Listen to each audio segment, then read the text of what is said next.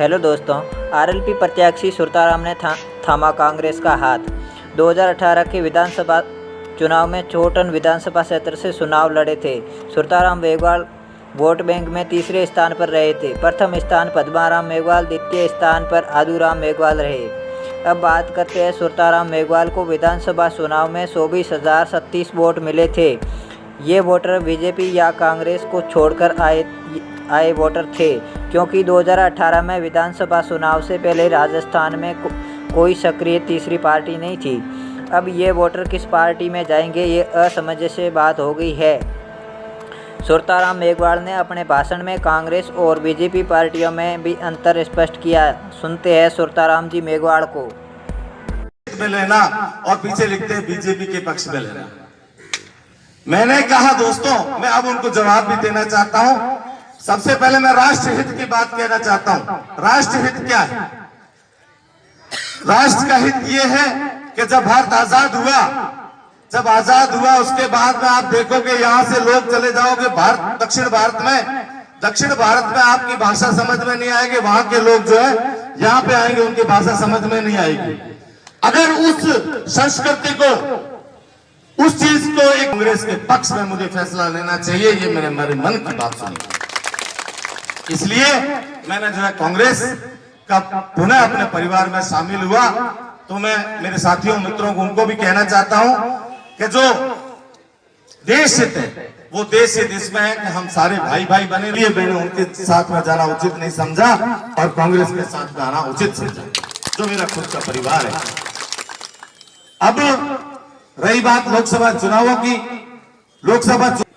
दो चीजें अवश्य देखी जाती है। एक देखा जाता है पहले पार्टी, उसकी नीयत। पार्टी जो है वो कौन सी, हम किसको समर्थन कर रहे हैं, उसकी नीयत कैसी है। तो हमारे सामने दो पार्टी है आज की तारीख में। बाड़मेर में तो विशेष तौर से दो ही पार्टी है। दो चीजें देखनी पड़ती है। एक देखना पड़ता है पार्टी और दूसरा देखना पड़ता है उम्मीदवार। अब दोनों के लिए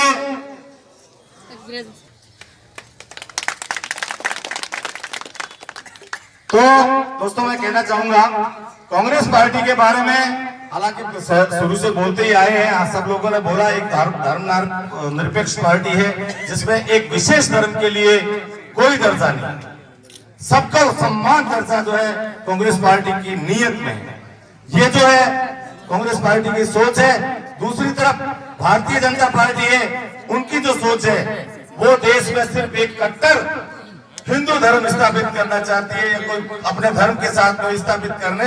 तो मैं दोस्तों कहना चाहता हूं, जहां भारत लोकतांत्रिक धर्म अपनाता है देश, जहां लोकतंत्र धर्म निरपेक्ष देश है, उसमें सब धर्मों को, सब जातियों को, पार्टी की नीयत, गरीबों की नीयत के लिए कि चौकीदार जरूर है, हजारों करोड़ रुपए लेके भाग जाते हैं। तो वो कहते हैं कि जब हम 15 लाख की घोषणा करके भी कहते हैं हजारों करोड़ रुपए लेके चले जाते हैं, तो भी वो चौकीदार कहते हैं अरे भाई सब कहां सो रहे थे जब चौकीदारी कर रहे थे नीरव मोदी। और सबसे बड़ी बात देखो, तीनों ही मोदी, एक तो चौकीदार मोदी जी, भागने वाले ललित मोदी जी और नीरव मोदी जी। तो मतलब मोदी जी सारे, एक चौकीदार भी मोदी है और भागने वाले भी मोदी है। तो कुछ तो नियत में सोचना पड़ेगा। तो उनकी नियत 15-15 लाख की बात कर रहा हूं। और विशेष तौर से अनुसूचित जाति और जनजाति के लोग बैठे हैं, उनको भी मैं आह्वान करना चाहता हूं, जिनको गुमराह किया जाएगा। सबसे पहले आपको गुमराह किया जाएगा कि 2 अप्रैल को आपका बाड़मेर में आपके साथ में क्या हुआ। सबसे पहले मुझे देखिएगा, सबसे ज्यादा लठ मुझे पड़े थे। 2 अप्रैल को सबसे अगर ज्यादा लठ पड़े थे तो वो सुरताराम मेघवाल को पड़े थे। पर आप देखो, लठ बाड़ने वाले लोग आज किसके साथ खड़े हैं।